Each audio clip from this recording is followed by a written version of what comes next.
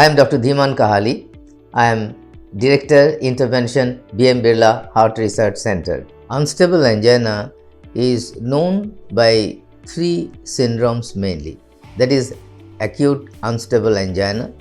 Number 2, NSTEMI means non-ST-elevation myocardial infarction. Myocardial infarction means heart attack.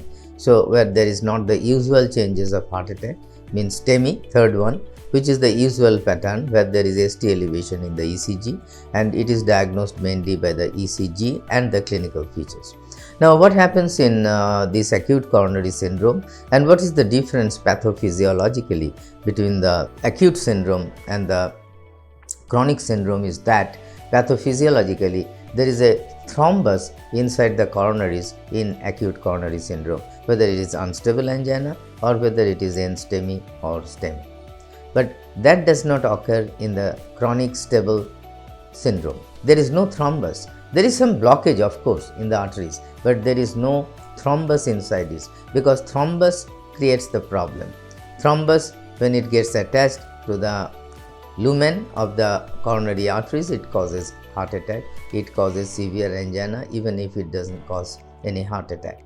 So, what is the symptom of heart attack? Just I will take a few seconds. There is severe central chest pain over here, and that chest pain is crushing, or it is severe pressure over the heart and severe pain. One who has the chest pain of heart attack, he only can tell what sort of pain it is.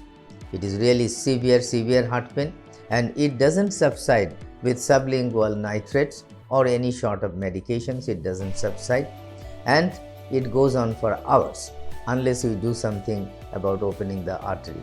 Of course, if we give the drugs, the artery is open, thrombolytics we call it, or we open it mechanically by angioplasty, then of course there is subsidence of the chest pain.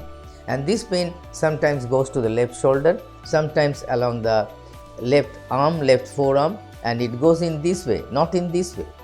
Sometimes, rarely though, it goes to the right hand, not this way, like this way to the right shoulder, but rarely. This is the common, left shoulder is the common side. It sometimes goes above it. Yesterday one patient came to me and he was telling, sir, the pain starts from here, root of the neck, goes to the lower jaw, and it's a strangling sensation, sir. Somebody fast their eye, means somebody is strangulating like that. It's not pinching pain. If there is pinching pain here and there, it is not heart attack. It is not from the heart, you can be sure. So, it is substernal, means it is retrosternal, that is in the central portion of the chest, maybe up, maybe middle, maybe down, maybe all through. It may go to the upper abdomen sometimes. It may radiate here and there across the upper abdomen. If it is an abdominal pathology, if you press it, there is tenderness, means it pains. But in case of heart attack, you press it, there is no pain. That's a simple differentiation which you can also do. But I would ask you, all of you, don't keep the diagnosis of heart attack in your own hand.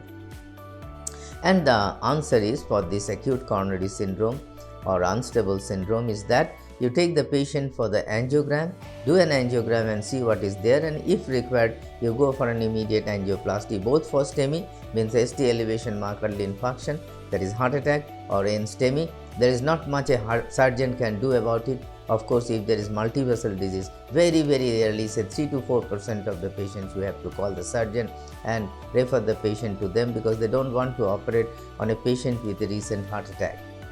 So, we treat the patient by some sort of intervention in this acute coronary intervention, but the difference with chronic coronary intervention, where there is no thrombus but there is some fixed blockage over there, and the patient gets chest pain, central chest heaviness rather than pain on walking or on going uphill.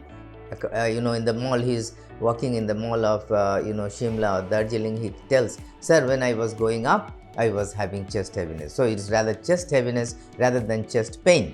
And this pain, this chronic coronary syndrome, nowadays medical treatment is the treatment of choice. For chronic coronary syndrome, seldom nowadays we go for angioplasty. We go for angiography, we see if it is a life-threatening situation, of course we go to redress the issue. We open the block by angioplasty or even by bypass surgery. But very rarely though, means in chronic coronary syndrome, normally nowadays in 2023, we go for medical treatment. And medical treatment nowadays is very versatile, and there are so many good drugs, and we treat the patient with statin, with dual antiplatelet agents, with epicardial coronary arterial dilators, etc., etc. You know the names of the nitrates, the nicorandil group, the calcium blocker, the beta blocker, the statins, dual antiplatelets like clopidogrel, aspirin, or ticagrelor, or sometimes prasugrel. Of course, medical treatment we don't do with prasugrel. And nowadays we have got some anticoagulants like rivaroxaban, given in a dose of 2.5 milligram twice a day from some of the recent trial data like the COMPASS data, which are very helpful.